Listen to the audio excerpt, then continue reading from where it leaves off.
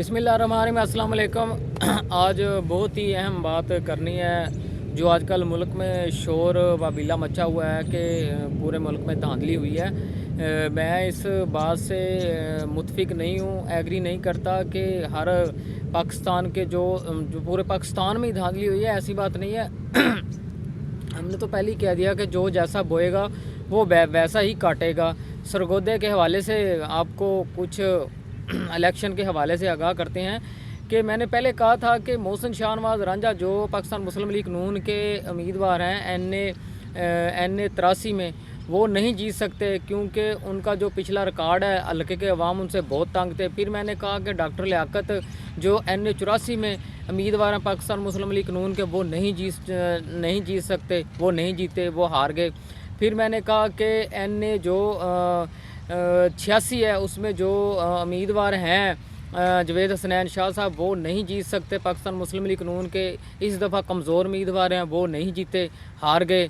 N A 85 में मैंने कहा था कि एन ए 85 वाहिद हल्का, एक ही हल्का है ऐसा है जो पाकिस्तान मुस्लिम लीग नून जो है विन करेगी, क्योंकि यहाँ पर जो पाकिस्तान मुस्लिम लीग नून के उम्मीदवार डॉक्टर जुल्फ़िकार भट्टी थे, वो अवामी उम्मीदवार थे। वो जो उनका काम है, जो उनका वर्क है, वो किसी से छुपा ढका नहीं है। वो एक अवामी उम्मीदवार हैं, 2 दफ़ा पहले भी मुंतखब हो चुके हैं।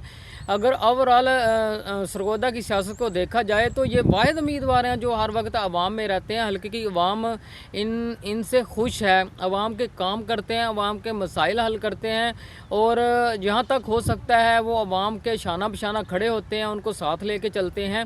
और इनका बहुत शख्सियती वोट था, लोग इनको पसंद करते थे, और ये एक मिटे हुए इंसान हैं। इनके नीचे जो 2 उम्मीदवार थे, एक सफदर साई साहब PP 77 और एक राना मुनव्वर गौस PP 78, इनका भी नज़रियाती वोट था। सफदर साई के हवाले से अगर आपको मैं आगाह कर दूं कि सफदर साई जो पिछला कैंट का इलेक्शन गुजरा है, उनमें इनके भारी उम्मीदवार थे, वो कामयाब हुए हैं। और राना मुनव्वर गौस भी बरादरीज़म की वजह से कामयाब होते रहे, कभी वो इलेक्शन हारे नहीं हैं। उनका भी वर्क है, वो भी शख्सियती वोट रखते हैं। सफदर साहिब भी शख्सियती वोट रखते हैं। मेरा दिमाग नहीं मानता कि इस हल्के में कोई धांधली हुई होगी। ये तो बस वही रोना है जो पूरे हल्के के जो उम्मीदवार हैं जो रो रहे हैं, जो हार गए हैं वो भी रो रहे हैं, जो जीत रहे हैं वो भी रो रहे हैं। जो हारे हैं वो कहते हैं हमारे साथ धांधली हुई है, जो जीते हैं वो कहते हैं जी हम धांधली से जीते हैं।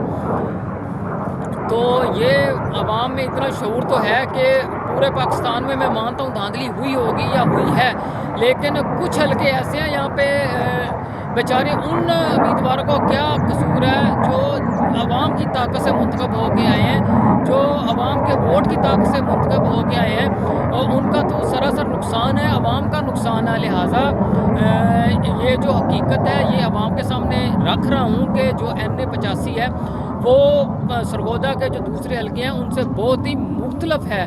इसमें मेरा दिमाग ये तस्लीम नहीं करता कि इसमें धांधली हुई होगी। अल्लाह हाफिज़।